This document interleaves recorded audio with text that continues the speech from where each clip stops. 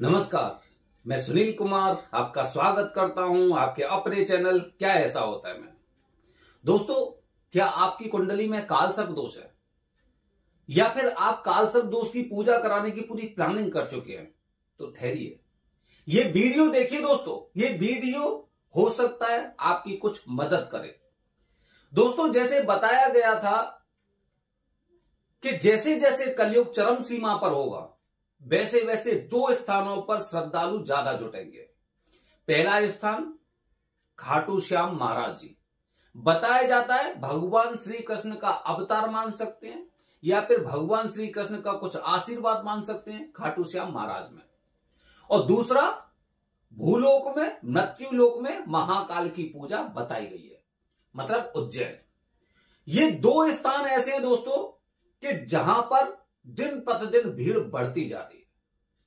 अब आते हैं दोस्तों हम त्र्यंबकेश्वर पर। अगर हम गूगल पे सर्च करें या किसी से पूछें कि मुझे कालसर्प दोष की पूजा करानी है, तो हर इंसान आपसे यही कहेगा कि आप त्र्यंबकेश्वर जाइए, आप त्र्यंबकेश्वर जाइए, सबसे पहले सी बात को कहेगा। लेकिन रुकिए, अभी जाइए मत, रुकिए, यहां की सच्चाई देखिए। सबसे पहले सच्चाई देखिए दोस्तों।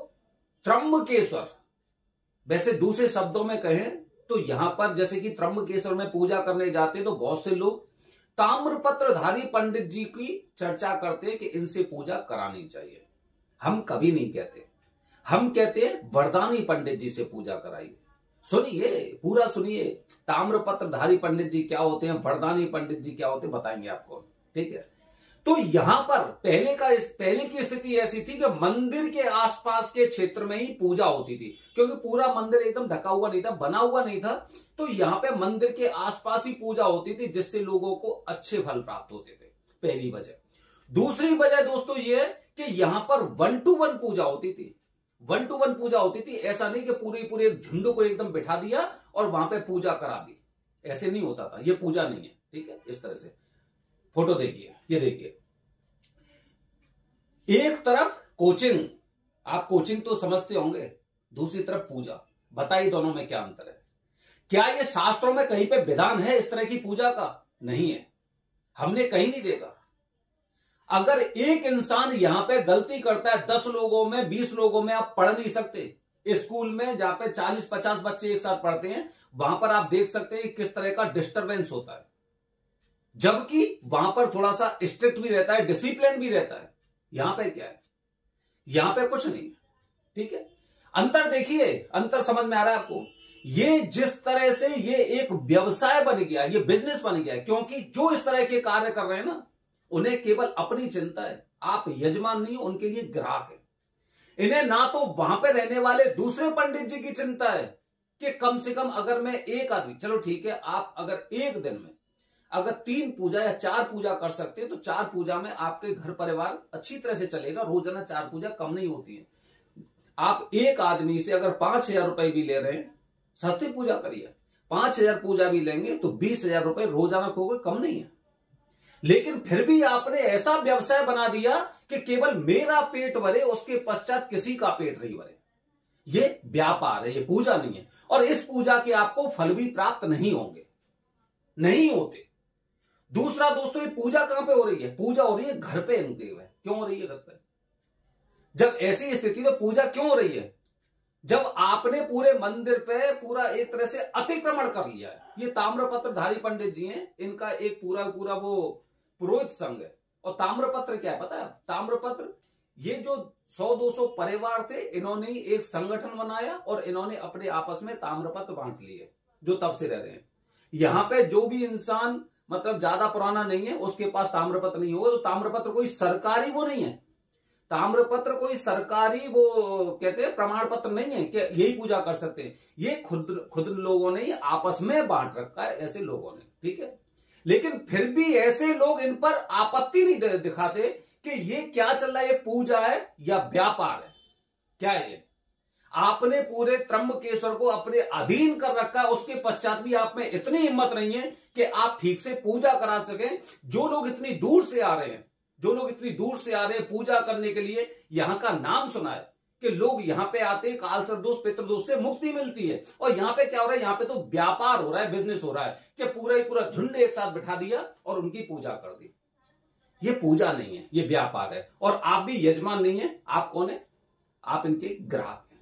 उज्जैन में देखिए, उज्जैन में बता दें, ये देखिए, पहले लोगों को जानकारी नहीं थी कि मंदिर में पूजा होती है।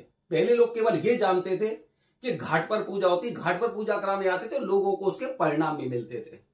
आज मंदिर के अंदर पूजा हो रही है, महाकाल मंदिर में। जैसे त्र्यंबकेश्वर में हम बताते हैं कि करीब 500 मीटर की दूरी पर, मतलब जो इसकी रेडियस है चक्र, 500 मीटर का चक्र, मतलब जितना नजदीक पूजा करेंगे। हालांकि पूरे जो त्र्यंबक गांव है उस पूरे को वरदान प्राप्त है, तो उस पूरे में अगर कोई भी इंसान पूजा कर रहा है तो उसका फल प्राप्त होता है। मतलब भगवान शिव के जितना नजदीक पूजा होती जाएगी वो पूजा उतनी ही फलदायी होगी। इसी तरह से उज्जैन में गर्भगृह के पास जहां पे भगवान शिव जी का ज्योतिर्लिंग है, उससे करीब 20-25 कदम की दूरी पे आप पूजा कर रहे हैं महाकाल मंदिर में, इसीलिए यहां की पूजा सफल साबित हो रही है।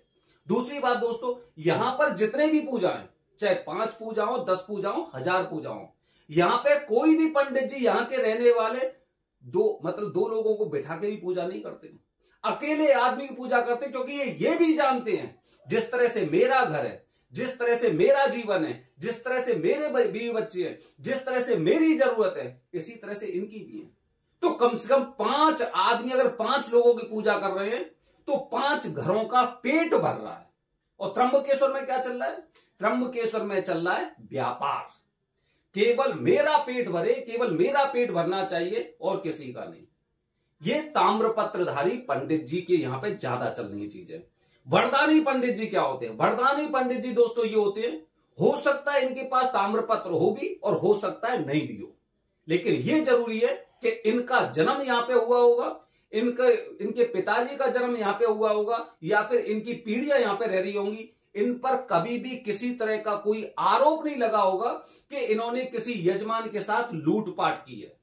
और अगर ये ग्रुप में भी पूजा करते तो कुछ विशेष मुहूर्त होते हैं, उस दिन ये मान के चलिए कि उस दिन भी 10-12 लोग होते हैं, या फिर 20 हो जाएंगे ज्यादा से ज्यादा।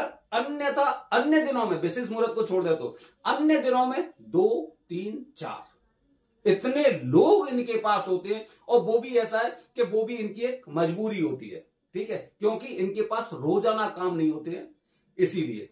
तो दोस्तों वरदानी में और ताम्रपत्रधारी में बहुत अंतर है। हम कभी ये नहीं कहते कि भाई आप इनसे पूजा करवाइए, उनसे पूजा करवाइए। जो इंसान, सोचिए, जो इंसान अगर 5 पीढ़ी से भी त्र्यंबकेश्वर में रह रहा है तो उसे पूजा की विधि तो पता होगी, पूजा का मतलब तो पता होगा।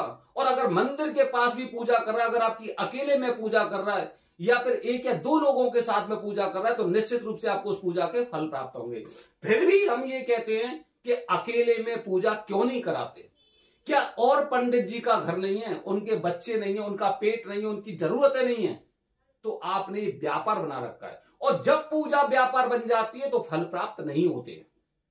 जिस समय पूजा व्यापार बन जाती है फल प्राप्त नहीं होते। यही वजह है दोस्तों कि आज त्र्यंबकेश्वर में कम और उज्जैन में भीड़ ज्यादा जा रही है काल सर्प दोष संबंधित पूजा के लिए। उज्जैन में लगातार भीड़ बढ़ती जा रही है। जैसे कि अगर हम पिछले 3-4 महीने की बात करें, या फिर अगर 1 साल के, पिछले साल की अगर आप रिपोर्ट निकाल के देखेंगे तो आप देखेंगे कि उज्जैन में त्र्यंबकेश्वर से कई गुना ज्यादा भीड़ जा रही है, क्योंकि लोग समझ चुके हैं कि यहां पर पूजा के नाम पर किस तरह से व्यापार चल रहा है, बिजनेस चल रहा है। तो दोस्तों ध्यान रखिए, अगर आप काल सर्प दोष की पूजा करना चाह रहे हैं तो पहले सोच लो। अगर आप त्र्यंबकेश्वर जा रहे हैं तो अकेले में पूजा कराइए, ग्रुप में पूजा मत करवाइए। मंदिर के जितने नजदीक हो उतना पूजा करवाइए, अन्यथा आपको पूजा उज्जैन में करनी चाहिए। आजकल यहां पर कराई गई पूजा आपको तुरंत फल प्रदान करती है, अगर आपकी कुंडली के ग्रह नक्षत्र अगर कुछ इस हिसाब के बैठ रहे हैं तो। बने रहिए हमारे चैनल के साथ दोस्तों, आने वाली वीडियो में बता रहा हूं भूतों से संबंधित जानकारी। हर हर महादेव, हरिओम।